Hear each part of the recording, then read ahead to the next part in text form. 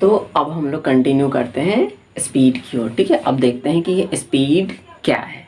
ठीक है, तो देखिए स्पीड क्या होता है, जैसे कोई सा भी गाड़ी वगैरह होता है, कार वगैरह होता है, कोई सा भी व्हीकल होता है, वो जब हमारे साइड से क्रॉस होता है वो बहुत फास्ट होता है तब, और जब वो हमारे साइड से क्रॉस होता है तो हम लोग क्या बोलते हैं कि वो जो कार है या फिर वो जो बाइक है वो बहुत फास्टली जा रही है।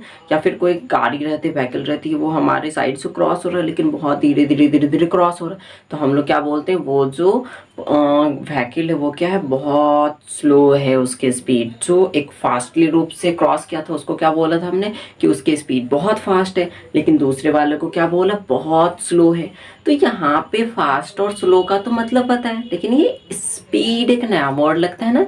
ये स्पीड क्या होता है, तो ये जो स्पीड होता है इसको अब हम लोग देखते हैं। देखिए स्पीड क्या होता है, the time rate of change of position of an object in any direction. क्या है, the time rate of change of position of an object in any direction is called speed of an object. मतलब क्या होता है, एक object जब time के respect में, एक ऑब्जेक्ट जब टाइम के रिस्पेक्ट पे अपने पोजीशन को चेंज करते जाता है, क्या करते जाता है, अपने पोजीशन को चेंज करते जाता है, तब उसका जब हम रेट निकालते हैं तो उसी को क्या बोलते हैं, स्पीड। जब ये डिस्टेंस और टाइम को मिला के जब हम रेट निकालते हैं तो वो हमको क्या देता है, स्पीड देता है। ठीक है, तब जाके हम बोलते हैं कि ये जो व्हीकल वो बहुत ज़्यादा फास्ट स्पीड से है, ये बहुत ज़्यादा स्लो स्पीड से है। ठीक है, अच्छा देखिए एक और चीज़ समझते हैं कि जैसे हम लोग बोलते हैं 20 किलोमीटर पर आवर, क्या बोलते हैं, 20 kilometre per hour, 30 kilometre per hour.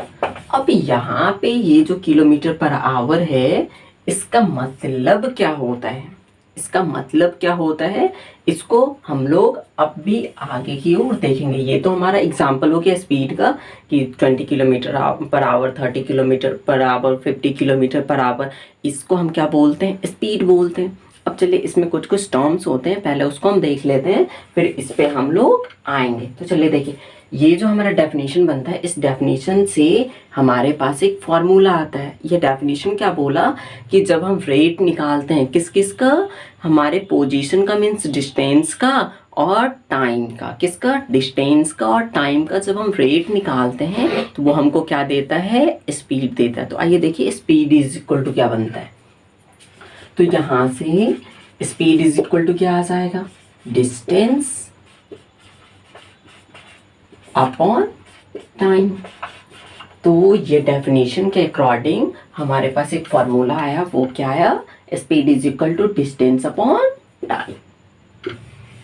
ठीक है, अब यहाँ पे हमको तो ये समझ में आ गया कि ये मैग्नीट्यूड है, लेकिन ये क्या है, इसको हम लोग क्या बोलते हैं, यूनिट। क्या बोलते हैं, यूनिट। अब मतलब स्पीड जो उसको कुछ न कुछ यूनिट होता है, तो हम यूनिट कैसे फाइंड आउट करेंगे तो उसको भी देख लेते हैं। तो देखिए यहाँ पे हम ऐसा लिख सकते हैं, unit of speed is equal to unit of distance upon unit of time. लिख सकते हैं ना, क्या लिख सकते हैं, unit of distance is equal to unit of speed is equal to unit of distance by unit of time. क्योंकि हमको स्पीड का ही यूनिट चाहिए ना, तो हमको तो इन्हीं दोनों से ड्राइव करना होगा, किसी तीसरे से तो हम ड्राइव नहीं करेंगे। तो इसलिए क्या है, हमको लिखना होगा unit of distance upon unit of time. अब हमको पता है कि ये जो यूनिट होता है डिस्टेंस का वो क्या होता है, मीटर होता है। क्या होता है, मीटर होता है। अपॉन हमारा टाइम का यूनिट क्या होता है, सेकंड होता है। तो यहाँ पे क्या हम लिख लेंगे, सेकंड लिख लिए। तो यहाँ से हमारे पास यूनिट ऑफ स्पीड आ गया, तो वो क्या निकल के आया, मीटर पर सेकंड। क्या निकल के आया, मीटर पर सेकंड।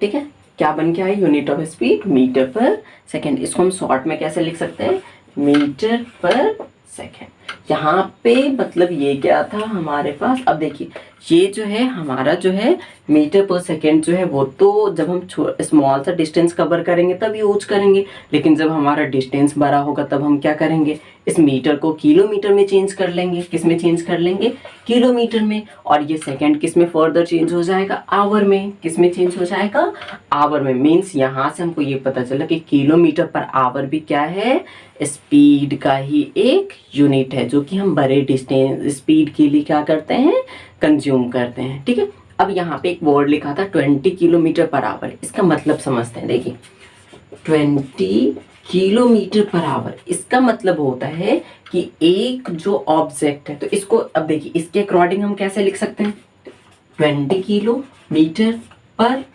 आवर लिख सकते हैं ना। मतलब यहाँ से क्या पता चलता है कि एक ऑब्जेक्ट लगातार 1 घंटे तक चलेगा, एक ऑब्जेक्ट लगातार 1 घंटे तक चलेगा तो वो कितना डिस्टेंस कवर कर लेगा, 20। तो इन्हीं दोनों को हम लोग कंबाइन करके बोलते हैं 20 किलोमीटर पर आवर। जब हम 50 किलोमीटर पर आवर बोलेंगे तो इसका मतलब क्या होगा, एक ऑब्जेक्ट जो लगातार 1 घंटे तक चलेगा तो वो कितना डिस्टेंस कवर कर लेगा, 50 किलोमीटर का। जैसे हम लोग बोलते हैं 30 किलोमीटर पर आवर, इसका मतलब क्या हुआ, एक ऑब्जेक्ट जब लगातार 1 घंटे तक चलेगा तो वो कितना डिस्टेंस कवर कर लेगा, 30 किलोमीटर। तो समझ में आया कि वो जो हम बोलते हैं 30 kilometre per hour, 40 kilometre per hour, 50 kilometre per hour, इसका मतलब क्या होता है, ये समझ में आ गया। तो ये था हमारा स्पीड, हमने यूनिट ऑफ स्पीड भी देख लिया। अब इसके थोड़े से हम टाइप्स देखेंगे और इसके कुछ कुछ जो प्रॉपर्टीज़ होते हैं उसको भी हम लोग देखते हैं।